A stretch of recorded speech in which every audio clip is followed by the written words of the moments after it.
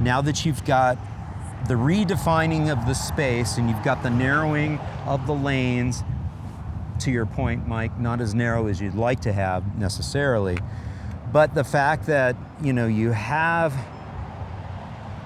what you have in place, you can always come back and beautify, you can always come back and fine tune. Yep. But yeah, being able to take such a wide right of way that without this kind of treatment, you're just encouraging fast moving traffic and more traffic. It's you know, Donald Shoup, the late great Donald Shoup, author of the book, The High Cost of Free Parking, talks about how free parking is like a fertility drug for cars. The other thing that's a fertility drug for cars is, you know, mini lanes and wide open spaces that feel like, you know, runways and freeways that just encourage fast-moving traffic. Well, why the hell would anybody want fast-moving traffic and they've got a driveway right there? They live right there. Yeah. That's the last thing in the world that folks want. So we're at the interesting intersection here because we've got this wide sort of right-of-way. It's a legacy of the wideness that was in the core of the old part of the city as we were coming away from Main Street. But now we've got a narrow transition into sort of an exurban area where, you know, this is a very abrupt transition right here. Yeah. So what we've got going on here too is this is one of the main kind of busy roadways through the city. Yeah. Luckily it goes through more of the, you know, lower density areas, not right through I mean, there's still houses along it, but it's not right through the city center or through any of the future planned mixed use areas. But we have a project that we're gonna get, as Kim mentioned, taking this bikeway all the way out to the Jordan River Trail, which we're gonna take that route out there, but it's just no bikeway right now. But we also have our first bike signal planned right here for this intersection to get this through and cross this roadway. So I'd like to make that as easy as possible, and we want to figure out how to make that work, and we've got a little design that we've put together on how that's going to look to transition across here. So yeah, the right-of-way does narrow up over here. We have kind of a conceptual design we've looked at, but we're trying to consider other options through this area. But really try and make it as all ages and abilities possible to get through here and incentivize people to be able to use that to get out to the river trail. It looks like too that this is sort of an older neighborhood. You don't see, there's a little bit of curbs over on the one side, but no curb and gutter on the other side. So it looks like this is probably annexed in at some point in time. Yeah, and a few of these properties actually aren't annexed in yet. Yeah. Okay. Yeah, so a lot of these homes are older. We are on the fringe. Yeah. All right. So, yeah, we'll play Frogger, get across this roadway here, and then continue on to a more comfortable place to ride. Sometimes when it gets too busy, I'll just go swing over to the crosswalk. But yeah, I was gonna say we do have like an actuated crosswalk over there. Yeah, we do have that. I do love it, especially since COVID. COVID was obviously a terrible time. The only kind of good thing to come out of that is being able to get people reintroduced to being more active again, getting outside on bikes, and now that e-bikes are coming out. Because more people are riding out and about, we have more trail network and bike facilities here in Lehi. Just like that car back there, legally they're not supposed, you know, they don't have to stop for us, but they wanted to let us cross. So it's nice to have more people looking out for each other on the roads than before. But I think that does come with more people having experience on a bike or walking themselves, and then they're looking out more when they're driving. And wasn't it only a few years ago the Utah changed the law for bicycles that you don't have to come to a stop at a stop sign as long as you know you've made sure it's clear you can roll through? But use your common sense.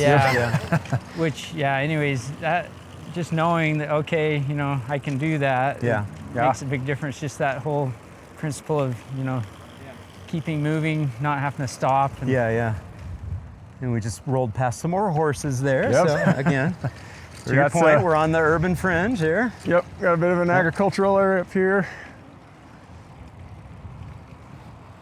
One thing we've been looking at with the cities, we don't have a Vision Zero policy, but I've been trying to do some work and with Kim's support and working with our engineering department, trying to look at, I think we presented that on the podcast before, but kind of that safe system network analysis. Right. But not just looking at crash history, but looking at the design elements of the street and what the posted speed limits are, and look at the true risk potential. Just because something hasn't happened doesn't mean it can't. Right.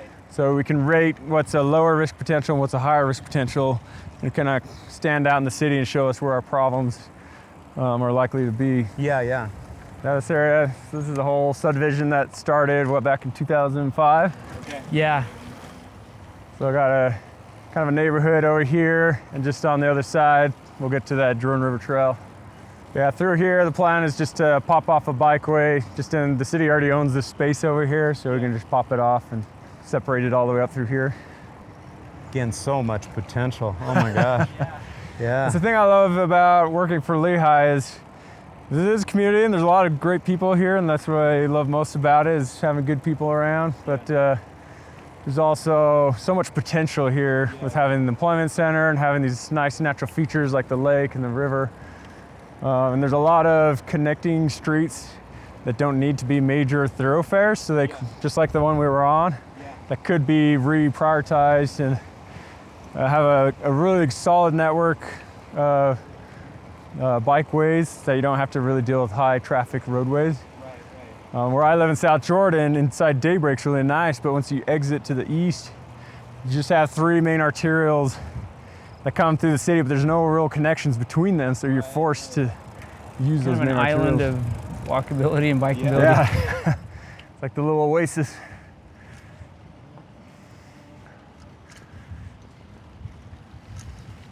Yeah, I also love showing that even a suburban place like this, it's pretty conservative politically, but it's very possible to still, it's not a political issue to make a walkable, bikeable city. It's about creating places that are great for people to live. Yeah, exactly. And one of our goals as a city is to be a family-friendly place to be, and there's no better way to make it family-friendly than to make it safe and easy for children to get around, or the older generations. So, and right here, we have to, sorry, that little trail right there will have to pop up. We need a ramp. Yeah. A big part of, suburban contexts like this and cul-de-sac neighborhoods is having the trail connectivity like what we just see here. Is you can have both. It's not an either it's not one or the other.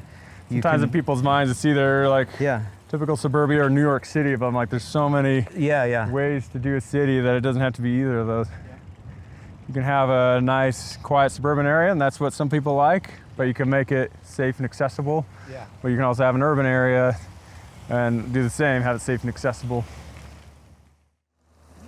Yeah, this subdivision was a conservation subdivision where they took all of their density and put it in the areas that were most buildable, and then a lot of what we're seeing now with this open space is some of it's floodplain, some of it's wetland, and some of it's just, just a big core area of open space. So, which is just so delightful. I could totally see, families walking, their dogs out here and their babies in their baby strollers, So you do get a lot of kids who love to just come out here and play. Yeah, kids exploring on their own,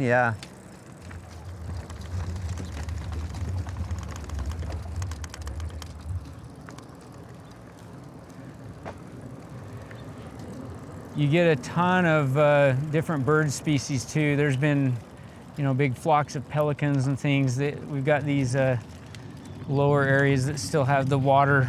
Basically, the river's just through those trees, so we're really close to the Jordan River. But it makes a really nice natural area. Yeah, I think we've got a quail running in front of us.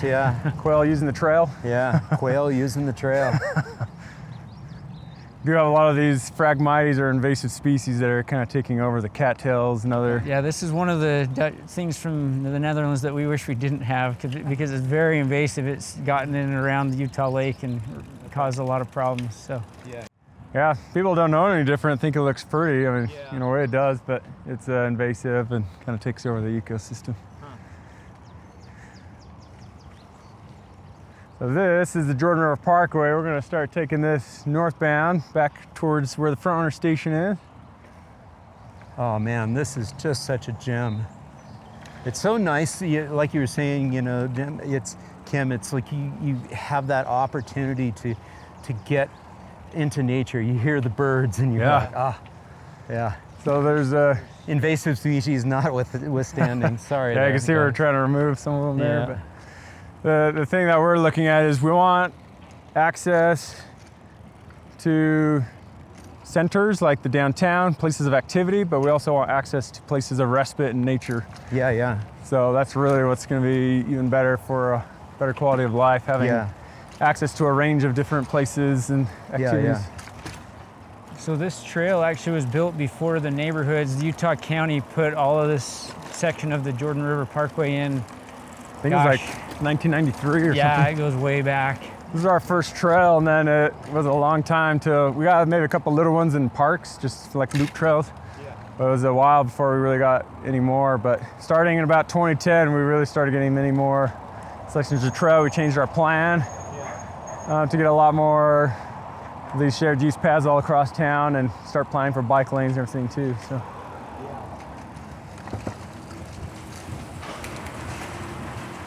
this here is a nice crossing underneath that's Main Street, but this part of Main Street's a 5-lane arterial, so bit of a strode connecting, but that connects between Lehi and Saratoga Springs, the community over here. It does have a buffered bike lane on it, but really, hindsight would have been nice to get that out of the road space. Right. So in some cases, you know, even cities in the Netherlands have traffic moving roads connecting community to community, but what we don't want is having all that traffic going right through the heart of our community and encouraging that regional cut through. So this here is Willow Park. It was a county park, and now the city's leasing it and improving it. They have campgrounds here, dog park up here, so a lot of activities here as well. This is kind of a rare gem because you can actually come out and camp here, which is, you know, kind of unheard of. You could ride your bike to the campground if you really wanted to. Yeah. Yeah, this Jordan River Trail. Good to know if I ever hit the road on the Active Towns tour and need a place to camp. Yeah, you know, have a seat here. Yeah, back when I launched the Active Towns tour in 2013, I loaded up the Honda Element and hit the road and did a couple of different 3,000-mile loops. Camping along the way and visiting cities, and that's cool. You know, doing interviews just like this. Yes, I've been doing this a long time. I knew you've done it for a while, but I didn't know you were doing the tour that far back. The first big tour was in 2013. Wow. Yeah. Someday maybe we can do our own tours, but though people don't really know us very well to want to do any. Well, you're too busy building stuff, guys. You know.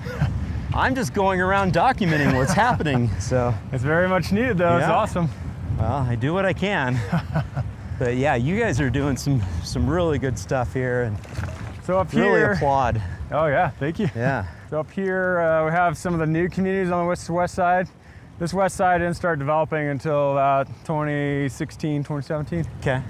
But it's exploded. There's over 7,000 housing units out here now. Oh my gosh. What's cool, this bridge was basically funded in large part with a density bonus. So we said, hey, we'd really like to make a connection. We know people from the west side of the river are going to want to get to Willow Park. Can you work with us on a new bridge? So we gave them a density bonus, and then they helped us get this bridge put in. So I love it. It's like $1 million bridge to get across the river here. Which is more now, I'm sure, to put in, but. So I might These are important connectivity points, you know. The coolest thing about this bridge is you have Main Street and then a road, a mile and a half north, 1,500 north. There's no car connectivity in between, but we have a crossing like this, so there actually are some more direct routes via the trail. So that's so cool. I might take us over here real quick. Won't go too far out of the way, but this is a new park and new trail here, so we have a bit more of the, I want to keep a bit more like natural landscape coming down through here. I love the smells too. It almost smells like rain. It's trying. I'm like We keep hoping for more rain because it's been so dry. You can see a little bit of the streaks in the distance there. It's trying to come down. Yeah. So I might just stop us right about here. Just kind of point this out real quick. So one thing we've done in Lehi too, because having access to nature is so important. It's in, what was it, 2016, 2017, we created this Jordan River overlay zone. Started off the process by shooting ourselves in the foot, but then we got with all the property owners. Right. Yeah, we tried to just step in and say, we're going to do this, and then the property owner said, wait, what are you doing? We don't like this restriction. But so we met Mike, set up meetings individually with each owner along the entire anybody who would respond back to us. Yeah. So we crafted the zone to kind of meet the kind of requests and needs for everybody and trying to strike a balance. But what it does is it tries to preserve as much open space as possible along the river here. Right.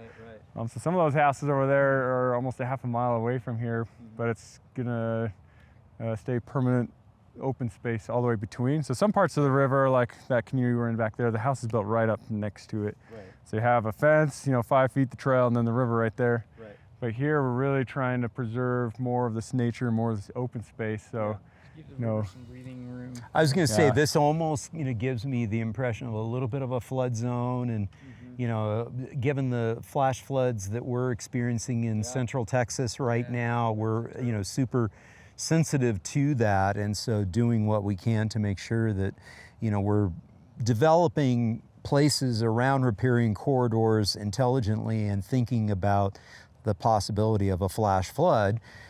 I know it doesn't rain here all that often, this time of year, but at the same time, we have to be thinking about the fact that storms are getting much more severe, and we're with more warmth, with more moisture in the storms. Yeah, thinking about that. More power. Yeah. And we did kind of write that into the purpose of our ordinance too, thinking about floods, because we, in St. George, in the southern part of Utah, they had flash floods and houses got washed into the river. So we really don't want to have that happen in Lehi or anywhere else. So it's not that far away. So I think what we'll do is we're going to kind of cut through a couple of these west side neighborhoods. Okay. If we have time, we can hit a park in one of our new areas, and then we'll head back towards the train station. All right, sounds good. All right.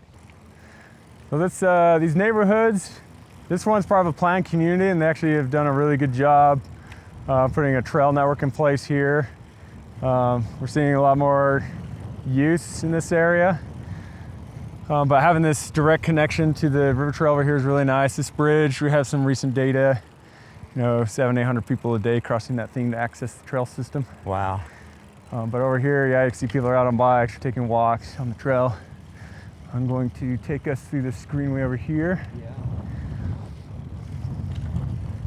So a lot of it tends to be recreational use at the moment, but the more we connect destinations, the more we see people using it for utility. I'm going to cross up this way.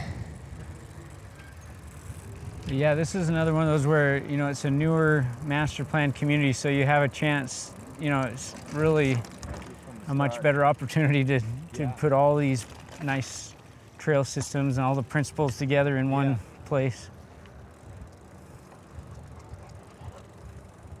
Yeah, you can plan it with that intention in mind ahead of time. Yeah. Just makes all the difference in the world. So this is part of that same power line trail. You can see the power line corridor. We have the trail systems going to go all the way up that way. Oh, right, yeah. We're going to take a left right here. Okay. So in addition to all the open space and the nature area over there, we have greenways throughout this community. Yeah. So I think this developer did a really good job with trying to have access to open space. They even have this little pump track here for people to come and do some biking. Heck fun. yeah. But even right behind us, you have connections into the neighborhoods. All throughout, so really good accessibility to all these spaces.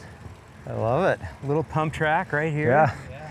I've been known to take my road bike on dirt pump tracks too. Mike and I may or may not have tried that out. May have tried it before any of this was built, but the pump track was here. So. Yeah. I think that's so cool. Having an activity asset there like that.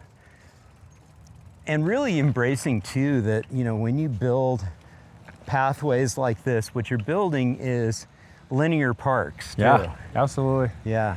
It's kind of the same concept as Daybreak, the kind of string of pearls. So you have all these greenways that act both as areas of activity and recreation, but also ways to get around the community. Yeah, beautifully done. So here's another connection into this is again part of meeting our newer standards, having connections into where all the housing is. There's another one up here on the right hand side a little farther as well. We do have a larger road over here. We're going to come across that one. There's still a lot of work to be done along that. We have shared paths built on parts of both sides of it, but it's going to have it completely on both sides once we're done. A little hat tip to the agrarian nature. That is used to be all the farm, so yeah, very much a lot of the agricultural theming. So we're going to turn left on this little trail here. Yeah, they saved some of the old silos from the farms that were out here and used them as the little shade canopies for the pool. Yeah, the family that owned this, yeah, they loved the fact that they were paying tribute to the old farm here. Yeah. We won't go down there, but there is a little pond down there with a little trail and walking path around it, benches and fishing down in there, so you can get into that. So this will have an elementary school on the left, so that'll be nice. You know, the trail will help connect. So Greenwood trails will go to school, and that direct connection, especially off these greenways, is going to be huge for getting kids to ride their bikes and walk to school. Right, yeah, for sure. Here we're going to turn to the right.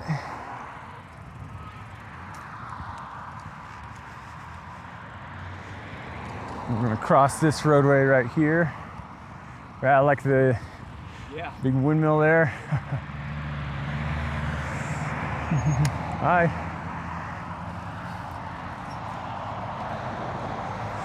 Now you can see they've continued the kind of greenway and green space all the way up, even along this roadway over here. But you'll notice one of the problems too is the roads are still quite wide and still encourage a lot of speeding. That's going to be an issue that has to be addressed. Right. Yeah, if we could incorporate refuge islands or some other, just something to tame the road a little bit here. Yeah. Just bring that speed down just a tad.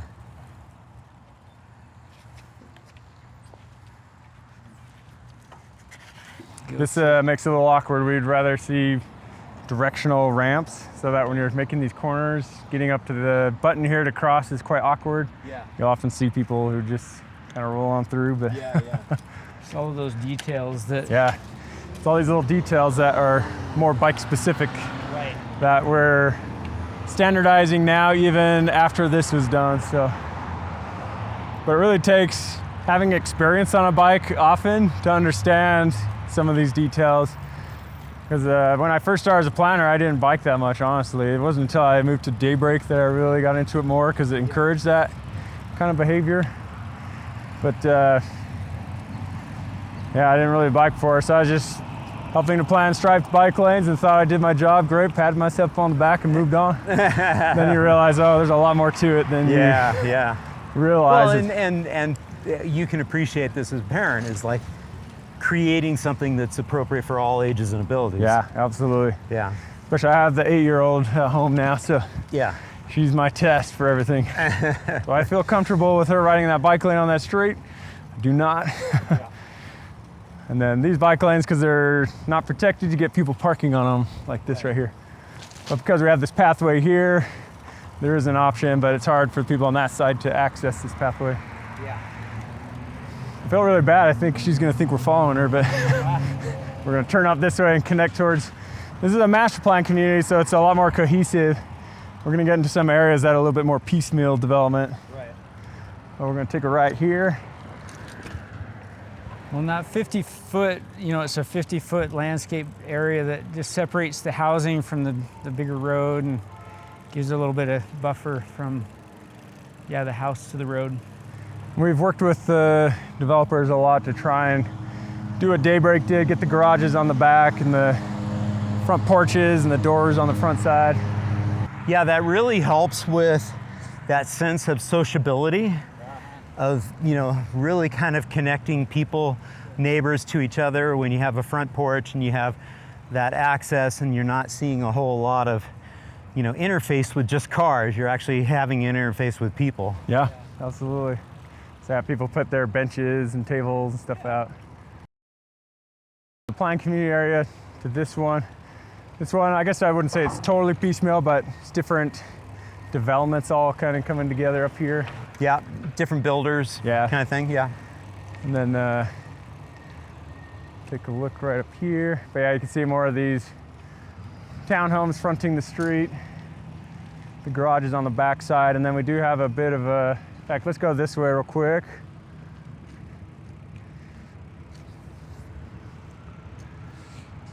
Do have one regret on this project is that we had all of these streets come down and connect because it's required for our street connectivity requirements. But it actually would have been better to do what we call a U-de-sac that connects back, but we have a greenway back there. We're going to turn left up here, access that greenway.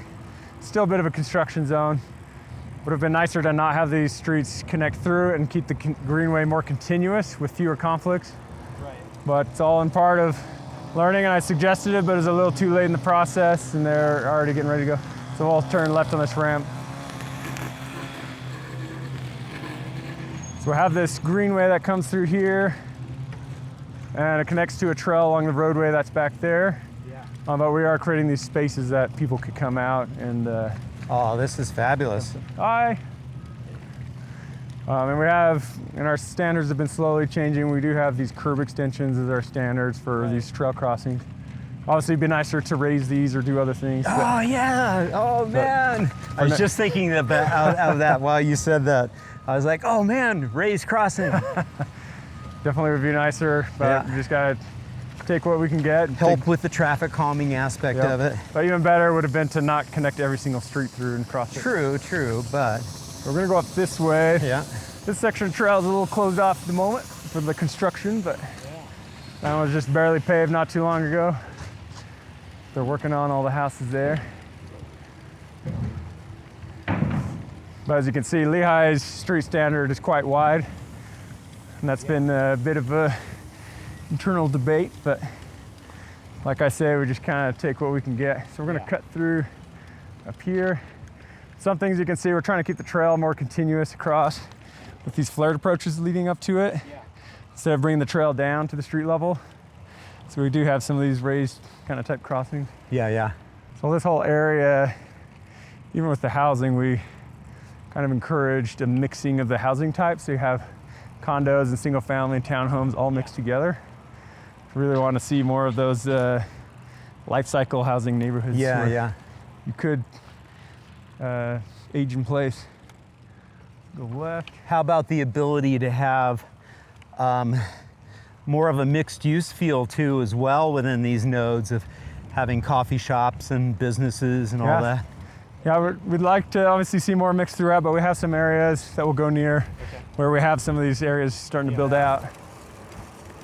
We had to really convince the developer, that it was some of those bigger or busier corners down on the main road, and we said, why don't you look at preserving this for commercial? And they're a residential developer, so they were reluctant, but now we have some really cool little, like you're saying, some small retail buildings that'll serve somewhat of a mixed use for this area.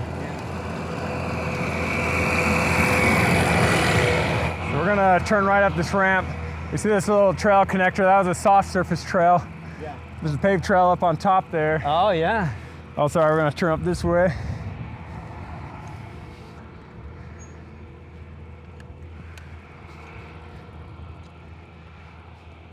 In hindsight, it might be nice to actually pave that section since you have paved up there and down here, so it's easier to roll on. Oh, right, yeah. But maybe keep a soft shoulder for those who want that. Yeah. This canal trail connects all the way down. Well, it will connect when it's completed to Saratoga Springs. Yeah. It connects northwards towards some of the other parts of the network. But what we did here is we did ask them to not put the street through here so we can have this whole park space that's accessible from all these homes. So it creates a nice space for people to come out, socialize, and have activity right at their front door. Yeah. Well, getting back to land use stuff, I mean, from a zoning and planning perspective, how open is the city to being able to embrace that concept of mixed use, with having some commercial mixed in with the residential? Does the code allow that? I know that in many cities in North America, you just can't build old-fashioned cities anymore because it's illegal to do so. Yeah, we're working on it. I think we've made some good progress, but it's interesting. People, they just, they get really nervous to live next to a commercial setting for whatever reason. But I think we're making progress. We've got a lot of work to do, but our code does allow, we have a mixed use zone We have a neighborhood commercial zone, which is what we're going to see down here. But we do have some areas where they've done agreements with property owners. We do have vertical mixed use, not just in the downtown, but even West Main Street. There's a little node starting to develop. I was thinking about taking us there, but it's take us out of the way a little too much. But they got shops on the ground, some housing up on top. So we're getting some of that coming. We're seeing some support from the council. But like we say, everything's always baby steps. Sometimes if you take too big a step. One of these days, it's not going to be too long from now, but one of these days we'll see a development like this, and we'll have a park right here, and what you'll have right here is a nice little breakfast spot, a little cafe, you know. We'd love to see some of that so that, you know, the parents can be hanging out, you know, sipping a sparkling water or something and watching the kids play. So I think the trick too is getting these smaller commercial spaces too, not these big box. Exactly. Get these smaller ones. You don't need to build a bunch of parking for them. They all have access to the community. You have plenty of street parking right here. It's almost, you know, even like a live-work type of situation where you've got, you know, your ground floor here, your first floor is your little cafe, your little business, you know, maybe a hair salon, and then you live above. No, cool. Okay, let's go. One thing I will say to that note is there were places in town that the master plans allowed mixed use, but the developers chose not to, and they went with big box auto-centric style uses. So even when it's available, it doesn't always happen because it depends on the developer, honestly, or the builder. Well, and the city, if you really want to see it, you can build in some incentives. Yeah, exactly. You don't have to force them, but you can you know, say, hey, if you want this, this, and this, you know, build some stuff where we can build cities like we used to build cities. Yeah, absolutely. The biggest incentive we've seen is when you have a typical kind of commercial area, but then you allow them to build some housing units in it. That's a big enough incentive that they're willing to do it. Yeah, and now we've got a little two-way cycle path right through here. This is very creative. Don't try to keep it more of a continuous path all the way through. You can see that it's not perfectly executed. It'd be nice if it ramped down on the backside, but you can see how they're a sort of continuous crossing. And that was one of the things when we went to the Netherlands that we started noticing, you know, the comfort principle.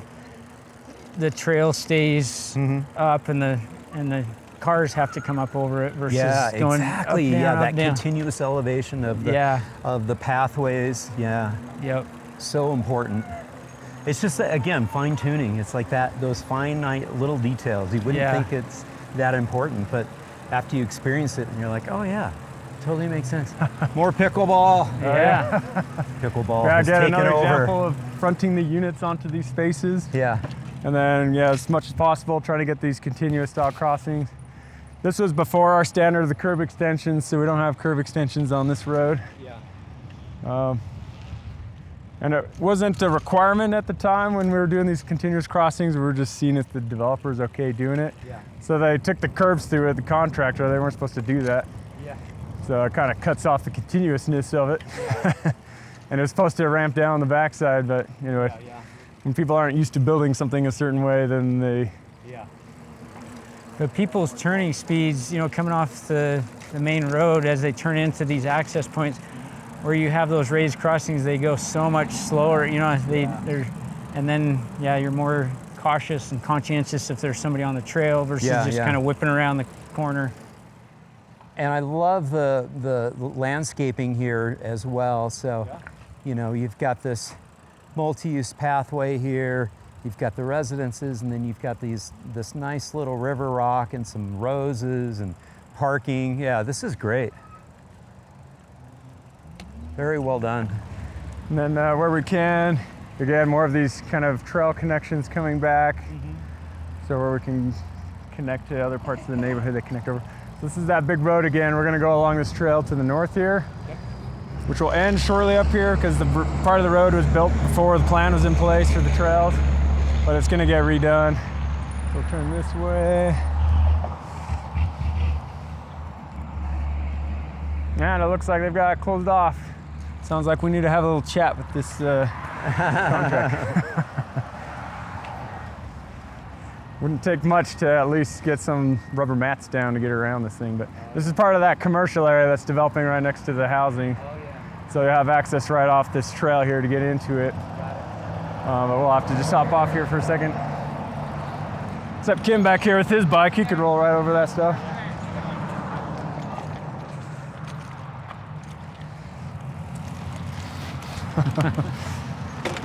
So there's the little mixed use. This is that little retail area that we're talking about. Yeah. I'm excited to see when they get that finished. But there's, I think there'll be 4 buildings. This is the first of them, and then a couple more across the road there. This is an example of where we need to make improvements. We need to have some standards in place. When they're constructing like this, they should put these cones out farther and have a way to ramp down and back up so you can still have accessibility around it. Because saying a sidewalk's closed, what do, you know? Here, we luckily have some better street connectivity. You could walk over and around, but knowing typical human behavior, you know, people just don't want to go out of direction. So you got to plan for it, make sure it's safe. Otherwise, people are going to do what we did and go in the roadway. Or if you're a wheelchair user, like my son used a wheelchair, I'm like, what are you supposed to do here? Well, like you said, that requires you at the city level to create that standard, get that in, be able to communicate that to construction workers and other vendors, et cetera. Enforce it, to enforce it. Yep. On this side, you can see the beginnings of our path on the other side. So because it's such a busy roadway, and maybe it shouldn't be that way, but that's how it is today. Certainly some distribution traffic function probably going to be necessary for 6,000 units, but but having the two-way ability to travel on both sides of this road is super important, so we wanted to make sure we have that accessibility at full build out. Excellent. Continue north here. This is about where the trail ends, because this was built much before we updated our plan to have this trail system, so that's going to have to get. We'll actually have more of that neighborhood commercial going in here, and they're going to be building that section of trail up there. And this is not a pleasant crossing right here.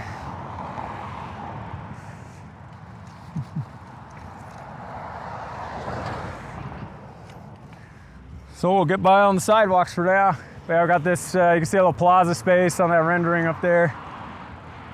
So you have the pathway, the plaza space, so you enter right into it from here, being better.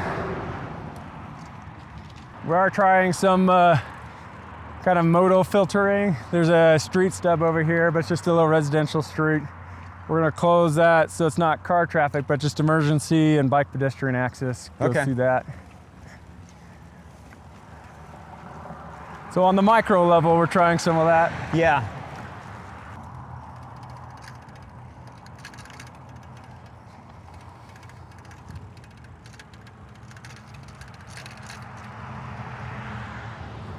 All right, so this is a park that was built for this whole community. We got a little dog park they're just installing here.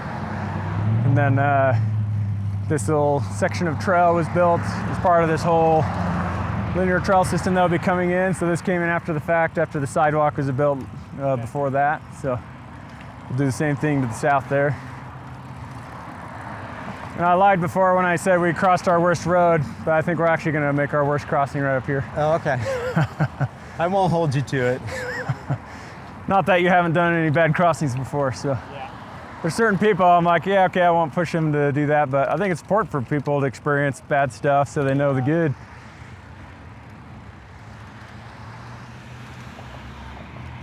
Yeah, we got some commercial up here, but it tends to be more of an auto-centric commercial. Across the street up here, and this, had the potential for mixed use.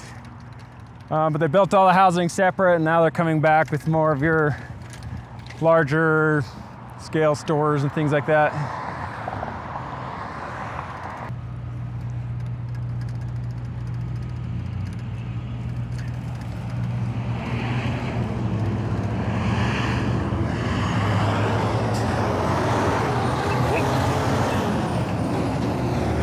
So this is one of the biggest roadways in town. This is going to be a future freeway that they're going to construct through here, which we're hoping to solve all the traffic problems. We've even had some of our prospective city council members tell us, UDOT needs to reprioritize roads. And I was like, well, I don't know what we've been doing for the past 70 years, but it sure seems like we've been getting a lot of roads. But, yeah, we tried to work with, they're in design right now. It's a design build freeway project. We tried to get a grade separated crossing over through this area. We do have they are building a big bridge over the freeway in its entirety on that trail that goes from the Fronter station directly south, and it'll connect to the downtown. So it'll help be a continuous route between our downtown and the Thanksgiving Point area. Yeah. So they have agreed to build that. It's a pretty long structure. It's like 400-foot bike and pedestrian bridge. So they're going to build that.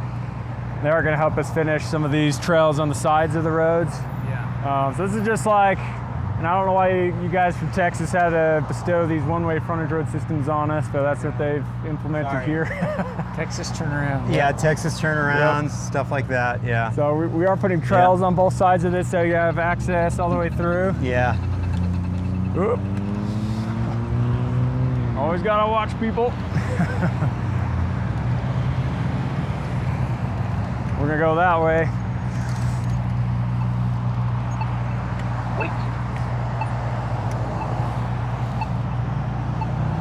And UDOT has been receptive to some of the design features. You know, we've talked about getting directional ramps. Yeah. So you're not doing these weird movements, trying to cross the street on bike. But also helps drivers understand which way somebody intends to cross the road. Right. So really trying to make it flow nicely, no weird turn movements on bikes. So they are going to be implementing some of those design features. The new AASHTO manual kind of has two ideas for protected intersection. One, like you may typically see for a Dutch intersection, but also it's a shared path. Oh, watch this guy. Having the directional ramps and taking away any parking space, so you have it just as if it was a protected intersection. Yeah. Now the one thing that always really upsets me and really continues to make me want to push harder, like back here, for example, we had a teenager killed 3 years ago. And just it's part of the whole safe system analysis. Yeah. When you have a roadway like this, the 50-mile-an-hour speed limit, and 30 miles an hour already is, 40% likelihood of killing a pedestrian. Yeah. Having at-grade crossings with that high of a speed just should not be designed that way. So either you need to really slow the speed of the road down, or you need to provide good and logical grade separation. Yeah.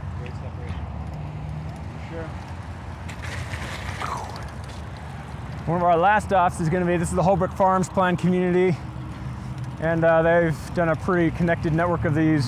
They built the trails out of concrete, which makes it feel a little bit more like a sidewalk, but maybe we could put a center line on this. But they have a big park in the middle, and we've done a little bit of a modal filter up here. I'll show you. Okay.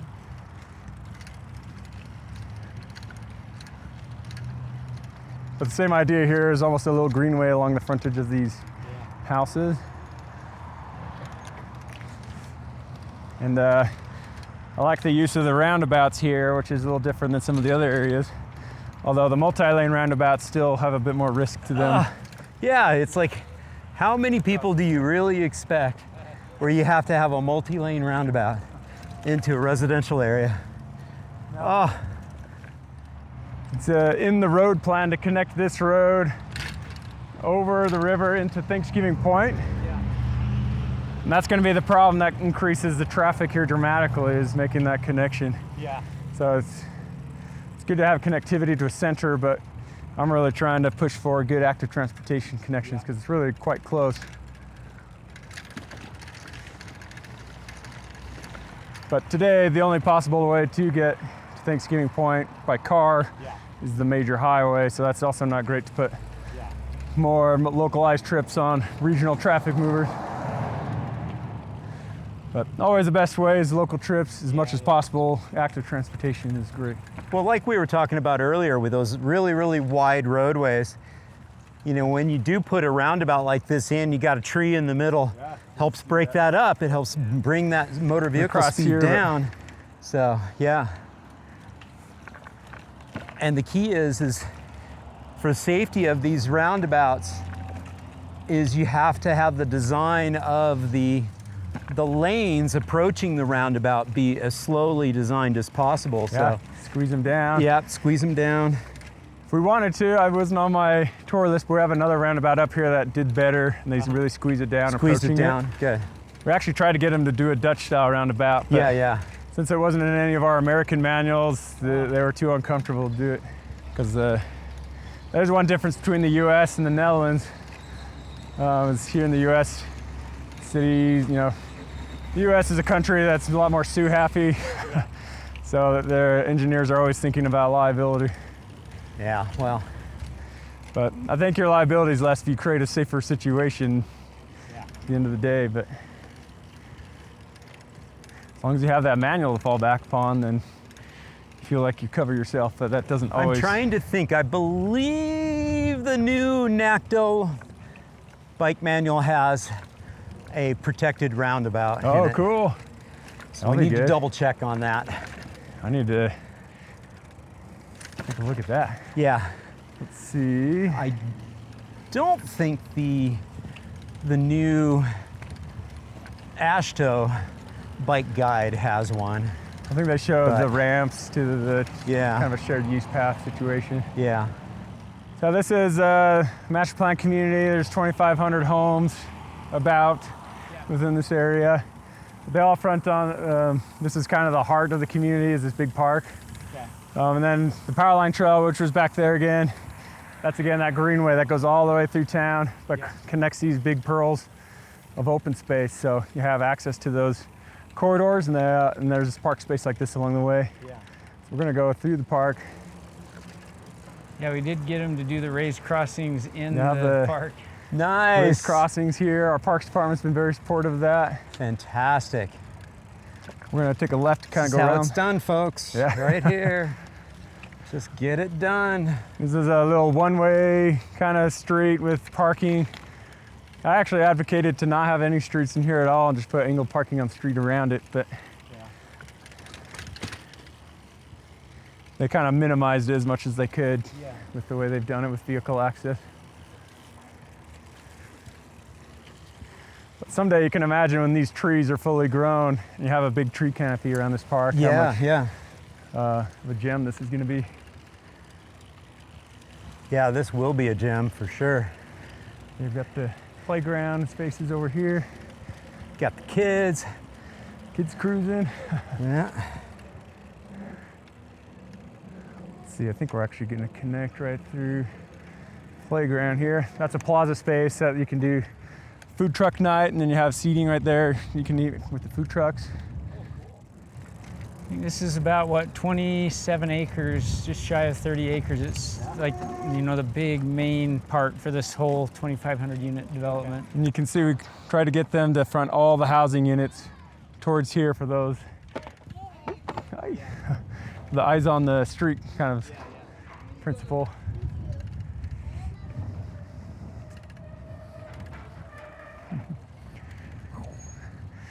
Passing on your right. Hi.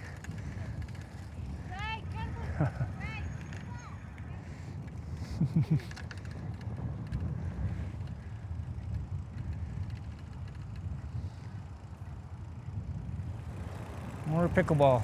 Wouldn't be a park here without more pickleball. Yeah. Yeah, you guys have more pickleball per capita than anybody, I know. It's a big thing, yeah. My gosh. People love it. It's kind of one of those old and young can play. You're not running as far around the court on That was in pretty high demand. Everybody kept telling us more pickleball, so we obliged.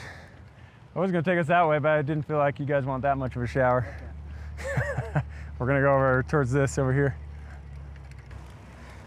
Apparently pickleball is life now. Yeah. Okay, and we see a little bit more denser housing here. Yeah.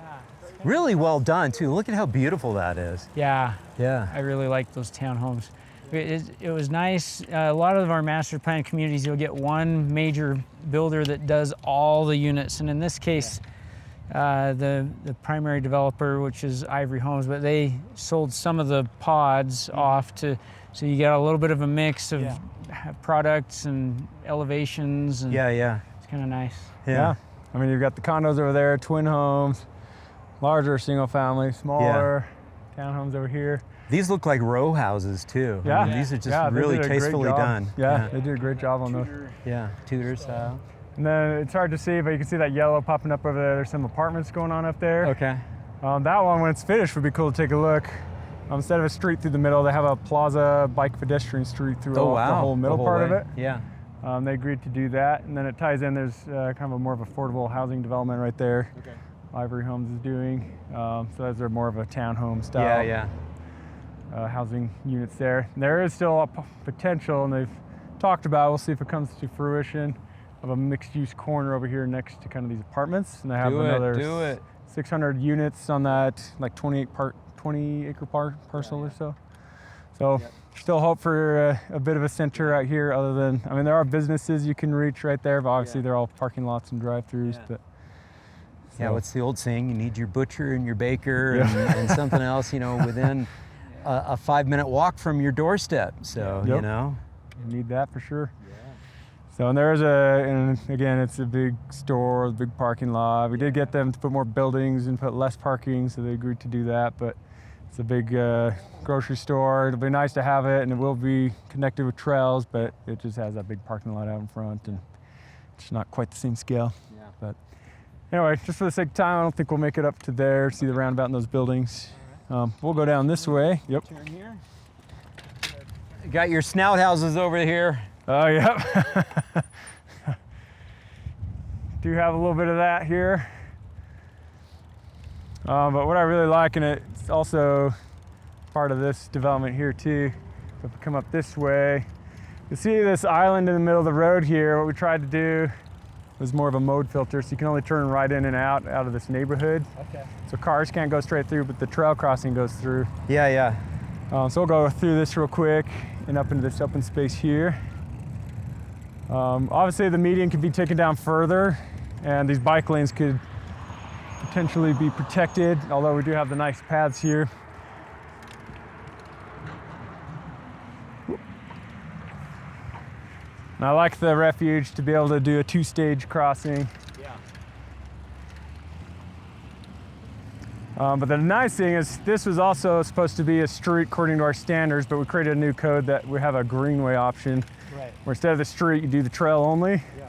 And like this connection here, and all these sidewalk connections. So now we've created a space that's just for kind of, it's again, this whole idea of linear park, but this is a regional shared path that connects to the Jordan River Trail. It gets you up to Salt Lake. I should say it's not connected yet, but in the plan it will be. But then you have the units over here, the housing fronting onto the space. Yeah. It really makes a nicer, more open area. And this was an older phase where the street did go through, which maybe in hindsight would have been nice to not do that, but we'll go back over through this way. Now we're gonna kind of make our way back towards the train station. All right.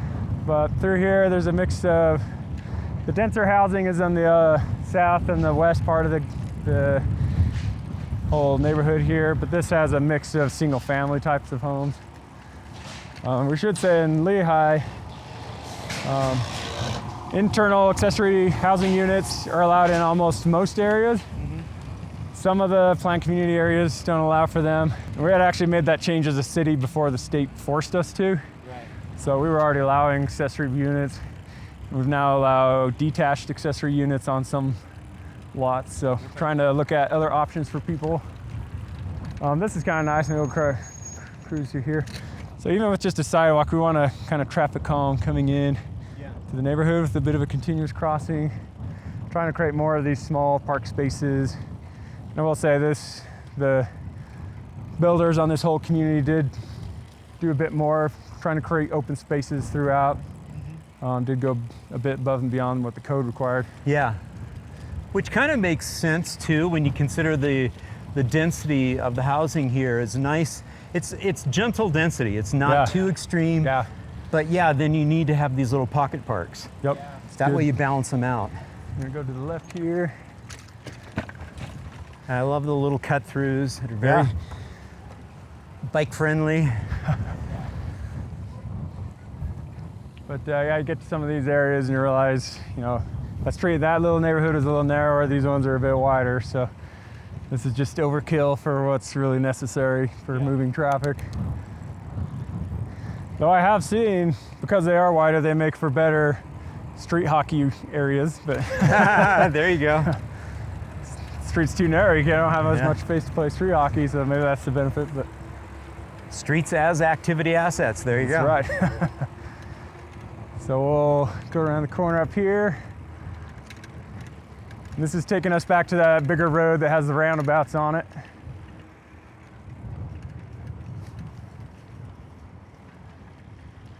Take a right turn here onto this shared path.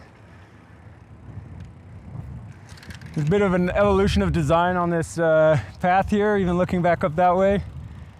This was when we didn't have a standard for trail crossings, it's just a regular sized pedestrian ramp. Right.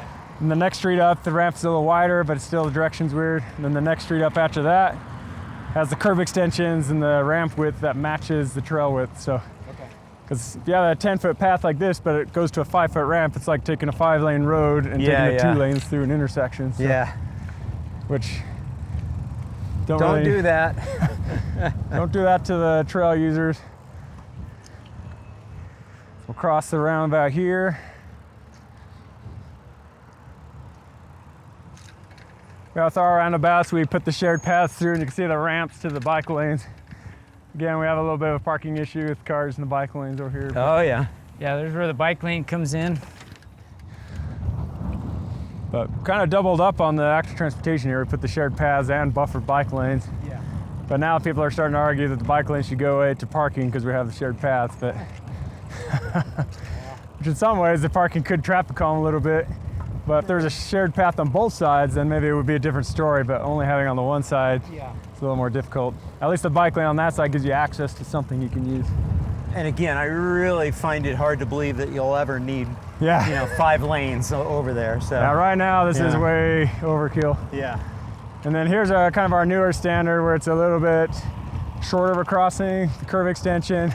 Yeah. We kind of bent the trail a little bit away here. So if somebody does make a mistake and turns off the road in front, like happened to us earlier, they actually have a space to stop and wait and not get hit by them, but also not hit us. So. But really, at the end of the day, the better thing to do is we now have better access management standards. If this truly is a traffic moving road, you really shouldn't have any of these street connections to it. Right. They should connect via one of these other, more of a distributor type road. Right. On those bulb outs, we actually did a test. Mike and I came out, and we had the fire department come out with their engine, see what kind of radius they could turn in, and what else do we have? We had some public works trucks and things like that try and take, because we had one built and they were all concerned that it was too narrow. But anyways, we ended up kind of compromising. We did widen it out a little bit, but. Problem though with some of those tests is they had a car wait there as if it's trying to turn out and then do the turn movement. You got a fire truck screaming at you, you get out of the way and the truck just comes. You don't just sit and wait. So when you watch how people actually behave in these kind of narrow situations, and I've documented in Daybreak's time, when you slow things down, it works out fine. But if you have high speeds, then it's going to be a problem. And if you do have high speeds with those types of conflicts, they really, that shouldn't exist. So you really need to reconsider the connection. Right.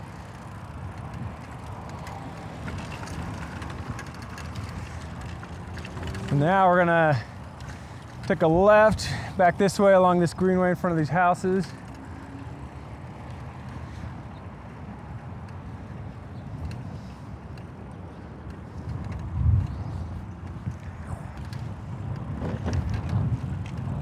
Here we have this whole greenway. I've often seen people coming out of their homes and spending time out here with their kids, and kids riding their bikes and playing on this area.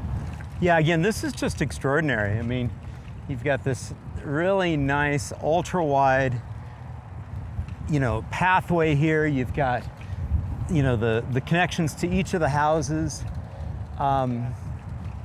Obviously, the garages are in back, so it's alley fed. Yep, little alley in the back. Very nice. And I think as the trees have started to mature, it really starts to. That's really going to set it apart once those trees grow up. All this over here is now being developed as commercial only. It's one of the areas we were hoping to see some mixed-use development. But at the end of the day, the market's demanding what at least that particular developer is experienced in doing. So they're doing more of those kind of single commercial pads, just like you saw on the other side. Right. Tend to be drive-throughs and stuff like that. So this is a fairly new children's hospital, primary children's. They used to only have one campus in Utah up in Salt Lake, but they just finished this second campus. That was really good access. It's only about a mile to the train station from here. Okay. There's a lot of opportunity to work with the hospital and encourage their employees or create programs to incentivize their employees to use the train line and bike over here. Yeah. We won't make it all the way down there, but we can look from the bridge structure over there. But there's a park going to be developed up here. A lot of it's going to stay native with some wetlands. But there's going to be a trail connection and a bridge that UDOT's going to build as part of their freeway project. To take this trail, and you can access right onto the Jordan River Trail via a separate bridge. Yeah. And that's going to make it really nice and easy for these guys to get up and access the front runner station. Yeah. This housing on the left, it's actually 12 units per acre. Isn't that what we figured? Oh, yeah. But it's single family detached. They just have these little courtyards that you come in on. Oh, yeah. Maybe let's go take a quick look. Just seeing this. They have these little brick paver courtyards that kind of create little spaces where neighbors can come out, and they do provide access for cars coming in, but obviously you don't have cars screaming through here. Yeah. But it provides these spaces for people to come out. Yeah, that's 12. I think it was 12 units per acre is what we figured. Yeah. Right. Call them the 6-pack lots. They're like little 6-packs of homes. You know, as I was rolling along, you know, on the pathway next to the brick wall, you know, I was like, oh man, they should have like penetrated, you know, so that they, but I didn't realize these are like short little things where their walk to be able to, or their bike ride to be able to get to that pathway is pretty short because of these nubs. Yeah. Yep. Yeah, interesting. So. Okay, all right. But as you're seeing in Lehi, the biggest thing is we have been encouraging a mix of different housing types, especially in these newer areas. The thing we're missing most is like Daybreak, those little village centers, which hopefully we'll still be seeing some of that come in later, but it's not quite there yet. This is not my favorite type of like development. It's very car oriented. And, you know, these are snubby little snout houses. Yep. I can't imagine that people will hang out a lot on their front porches here. Yeah. But, I think you're right. Yeah. Okay. All right. Anyways. But density. Yeah. Gentle density. It's a little different way of doing things. Yep. Yeah. Now we're going to cut through the hospital over here to get to the trail along the or the highway over there. So this road has some kind of typical bike lanes on it, which again, someday you could redo how you orient those. Yeah. At the moment, it's kind of your typical bike lanes. There's always room for improvement. Yeah. Then the nice thing about this hospital, and being a parent who's had a child in the hospital very often, the nice thing about this is, first of all, the access. It's really great having the transit, and they have it in the longer range plan to have a future bus line that comes right up to the hospital. They have better access that way, but the hospital kind of opens up right out to the park that's being built, and it's going to have direct access to that river trail. Okay. So especially when you're in traumatic or stressful times as a parent here with your children, or even the children when they can start getting out, have some of these nice places where they can get a little bit more time outside and a little bit more of reduce the stress. So. Yeah. So one thing, actually, let's go this way. Even in this parking lot, we've encouraged these raised crossings. So the hospital came in and put in a lot of those to try and reinforce walking, even just from the parking lot to the building, but even helps. Like you got someone with their bike over there and a kid trailer that got here probably for a doctor's appointment of sorts. But kind of helps with even getting people into the hospital in that sense. And, this whole hospital campus has room to expand in the future, but they're building what they call the Ronald McDonald House over here. And that's a nonprofit that provides housing and meals and things for parents with children here at the hospital. Right. So they'll be able to stay right there and be close to their kids, especially those that have, more of a long-term stay.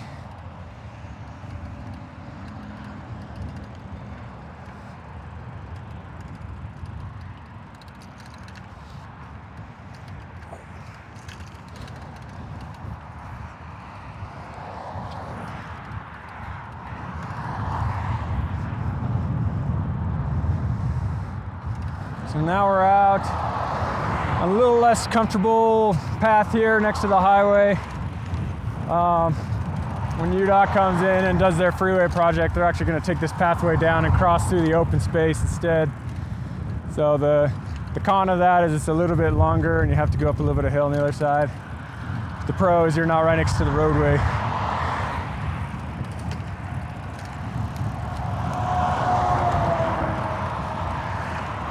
You can see all this down here is going to remain as open space along the river there. So all of this area ties right into the nature kind of areas. And I hate to say it, but I always fear for the people who are using the buffered bike lanes on this road.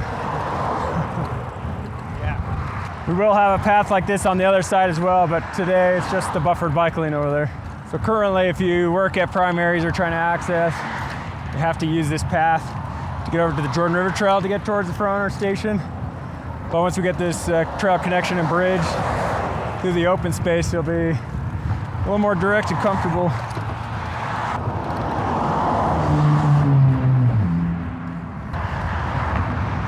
We'll turn this way.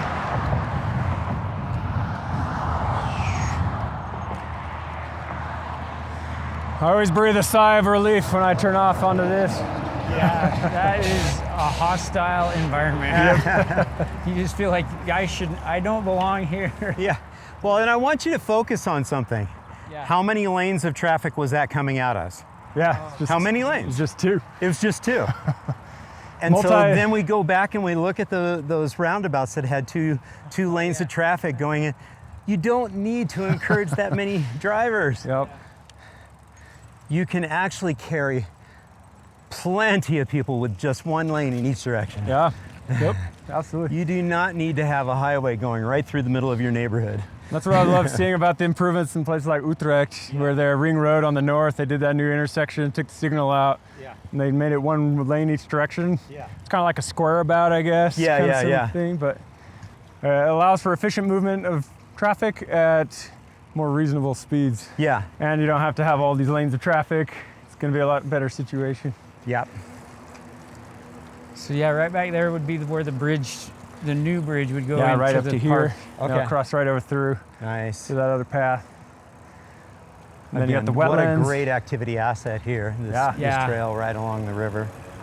And then Thanksgiving Point has a golf course that we're going to go through. And this bridge right here is only for golf carts. We'd love to partner with them and allow pedestrian, but I think now that if UDOT helps us put in a bridge back there, I mean, the more connectivity, the better, but I think with that, we'll be in good shape, so.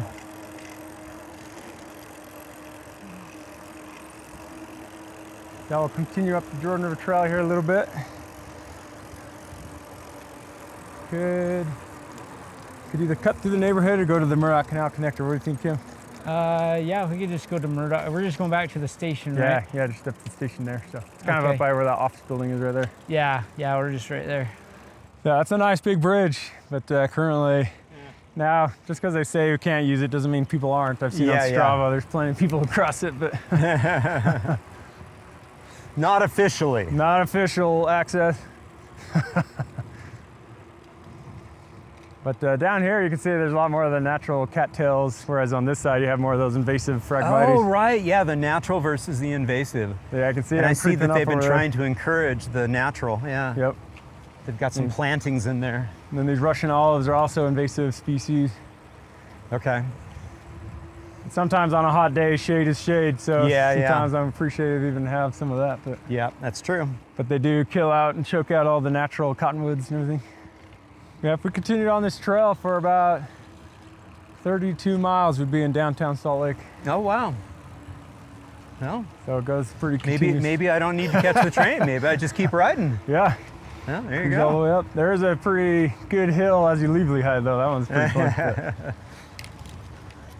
If I didn't have more filming to do today, I might consider that ride. Consider that, yeah. Yeah. We had portions of the trail that were sloughing off into the river, so they armored it and redid these sections. Yeah, the river naturally is cutting away this embankment, so it's dropping off.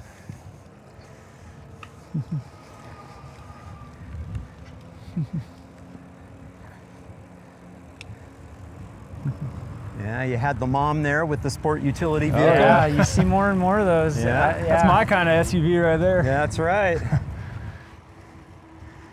It's like you have a lot of people driving a car for themselves to get places, let alone you have a mom and some kids on a bike like that. 3 people on one bike. Yep.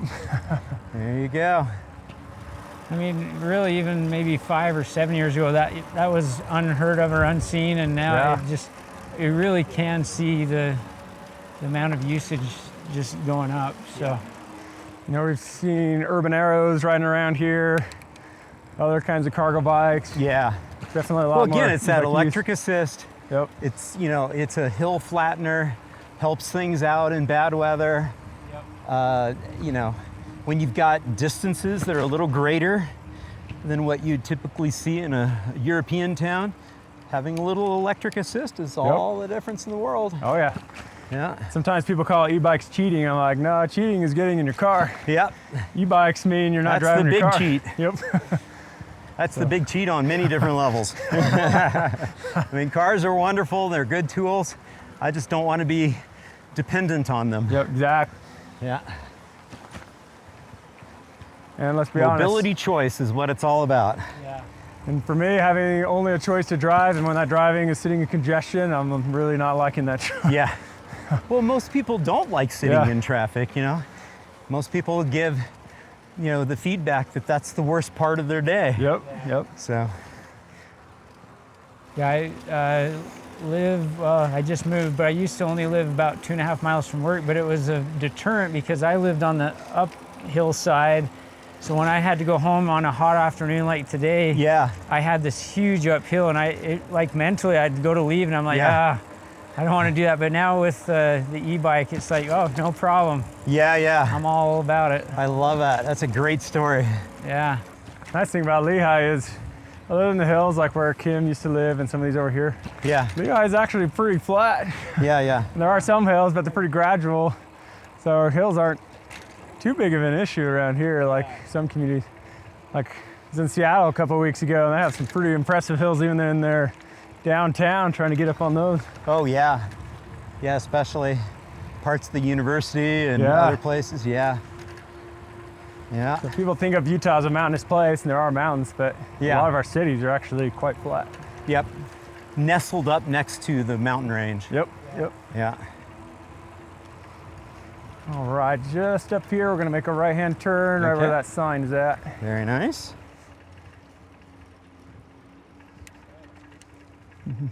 Hi. This is part of that Murdoch Canal Trail that we're on this morning where the bridges were at. But this is where it ties into the Jordan River Parkway. Nice. So this is the beginning of the trail that can get you all the way down to Provo. Yeah. Oh, I can hear the train now. Can you hear it?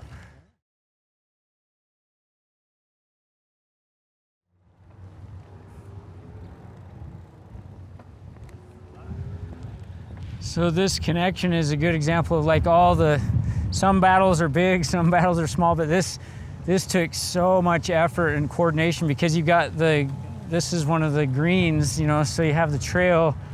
They were worried about golf balls. They were worried about disrupting golfers, all kinds of issues that came up. But we got it all settled, but it took literally years to figure out that little alignment right there to get down to the Jordan River Trail. Yeah. But and then in the long run, it's so worth it. Yeah. And everybody's happy. And everybody's happy now. Yep. Yeah, we had one of the homeowners right there off the green. They were so concerned, and you know, trails bring in riffraff. You had every concern that you can think about, but once it opened, I don't think they've had any actual concerns. So. Yeah, going back and getting that after the fact feedback to allay those sort of concerns for the future is so important. Yeah, that's true. Tell those stories.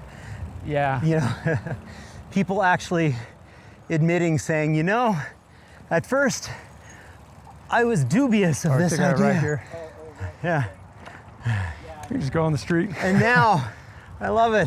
This isn't our plan to be a shared path. Okay. But honestly, there's enough space on the street here. Possibly we may look at something on the street. We got some concrete protection. You can make a two-way bikeway on this pretty easily. I can see a cyclist up there is already on the street anyway. It'd be helpful to slow things down here, especially with people coming in and out of the train station. And right at this crosswalk, that's our access to the train.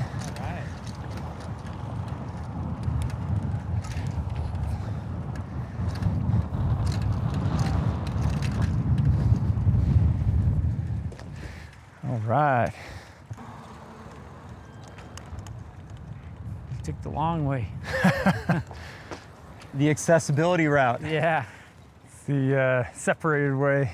I see people doing both. Sometimes they'll be on the sidewalk, sometimes they'll be on the trail.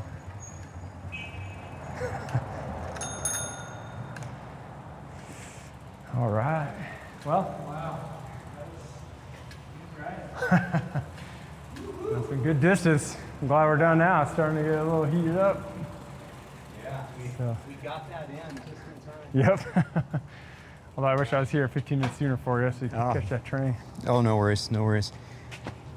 Gentlemen. That was great. Yeah, that was awesome. That was fantastic. That was fantastic. Any final thoughts? Any sage words of wisdom from the 20+ years that you've been engaged in all of this, and I guess reflections on some of the things that you've learned, like within even just the last 5 years, and how it's inspired some of the changes that we've seen on the ground. Yeah, I think, it can feel very overwhelming, but just little baby steps. I mean, we went past so many things that, you can think, okay, this was such a big issue at the time and we resolved it, but just keep working at it. And I really do think, we can make that turn in people's mindset that, okay, I can get around without a car. And yeah, I think it's all, planning is so multidisciplinary. There's, all the land uses that we talked about, every piece of it has to come together. Yeah. And if you make mistakes, we've made mistakes, but you can, we know what we need to do to fix them, and it might take a little bit longer, but just keep biting the elephant one little bit at a time. And the patience that you talked about with, sticking to it and talking things through with people, especially, in relation to that trail that we were just on and the concerns that the local residents had. It's now an absolutely essential connection down to the river trail. Yeah. Yeah. So. Yeah. Being persistent in the face of that resistance. Yeah. Yeah, and our engineering staff, our public works, you just have to, you want to do it all at once. I mean, we went to the Netherlands and we got so excited and we came back and for them it's just like, okay, let's do an incremental approach, which is okay. If you're making progress, it's better than nothing. So. Yeah, and they did theirs as an incremental approach too. It wasn't just a magic wand. Yeah. All right, young buck, you're the youngster that brought all these crazy ideas to Lehi. Final words of wisdom for the audience. All I could say is just got to keep taking the right step in the right direction. Sometimes you can't always have the most ideal situation. If not everybody's on board, you just get the next best thing. And I will say, being a city planner isn't a magic wand that you can go do everything. There's so many stakeholders at play that you're really trying to work with everybody and get the best outcome you possibly can. But I just love seeing the change, seeing the positive outcomes. We've already seen so many good things happen even here in Lehi. Much work to do, but we've done, I think, a lot of great things so far. Yeah, Great stuff. Again, thank you both so very much for the tour. Congratulations for all the progress, and keep up the good work, you two. Yeah, it's people like you that help get the hope out there that cities can do this. Yeah. One thing that made it possible for us to look at it is to know what's possible out there, and you really spread the word to everybody around the world as to what's possible. So thank you. All right, boom, right up top here. Yes. Thanks, John. Yes.